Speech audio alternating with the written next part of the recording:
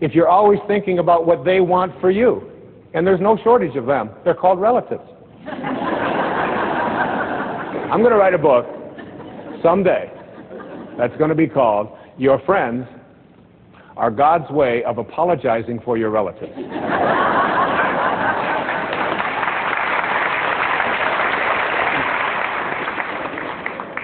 Why?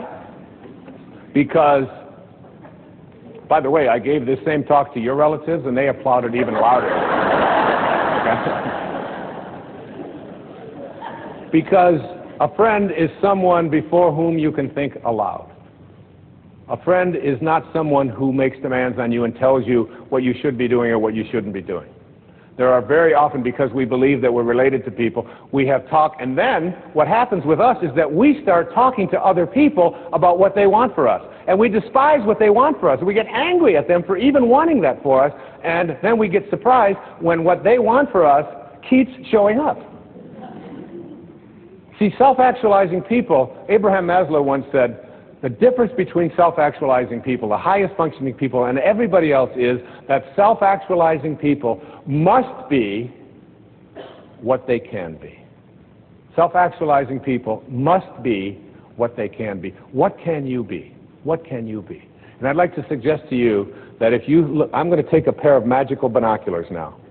And I'm going to take these binoculars, and I'm just going to assume that I am now looking through these magical binoculars at my source, where I came from. The question I asked at the very beginning, where did I come from? The answer to that is, I came from a field of energy, and a particle was formed out of that field that became everything I needed for this physical journey. My birth and my death were all in there. My height, the color of my skin, the hair falling out, all of the things that are taking place in this physical body were all handled there. But they were also handled before that source hit the world of material.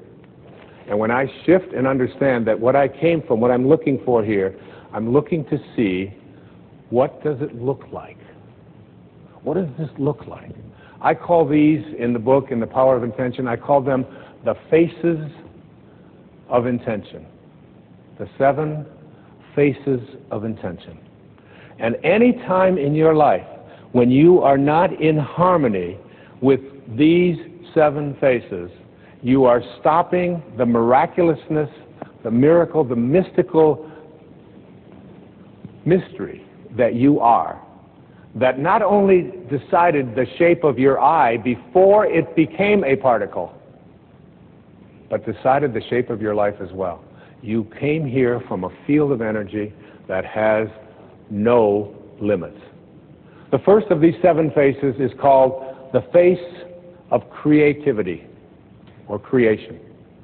And I suggest to you that there's an intention, and intention is one of the chapters here. It is my intention to live my life on purpose. Here is the source. So beautiful. This is where I emanated from. And this source is always creating. And you, as a being who has emanated from that but has taken on an ego, has what I call summoning power or pulling power. You can pull from this source and be what it is, or you can have resistance to it. How much summoning power do you have? How much of this source are you able to summon? When you are on purpose and creating in your life, one of the great teachers in my life was a man named Patanjali. And he had an observation about being in spirit. The word in spirit creates a word called inspire. And Patanjali put it this way. He said, when you are inspired in spirit, when you are inspired by some great purpose, some extraordinary project, all of your thoughts break their bonds. Your mind transcends limitations. Your consciousness expands in every direction, and you find yourself in a new and a great and a wonderful world.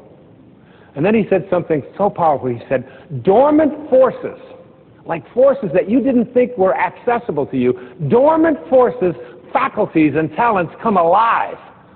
And you discover yourself to be a greater person by far than you ever dreamed yourself to be. Those words bring tears to my eyes. They're so powerful. When you are inspired, when you are in spirit. When you're in spirit, you are creating. When you are creating, everything is working. My teacher in India one time, Nisargadatta Maharaj, said, when he was asked the question, there's wars going on in Pakistan, there's people having difficulties here, there's people dying, there's starvation. How can you say that I can heal myself, and how can you be at peace when you see all of this going around? And you know what he said to his devotee? He said, in my world, nothing ever goes wrong. What a powerful idea that is. You can't get sick enough to heal those people who are sick around you. You can't get poor enough to take care of the lack of abundance in so many people's lives. The only thing you can do to help that, as I'll be talking about a little later, is to connect to this.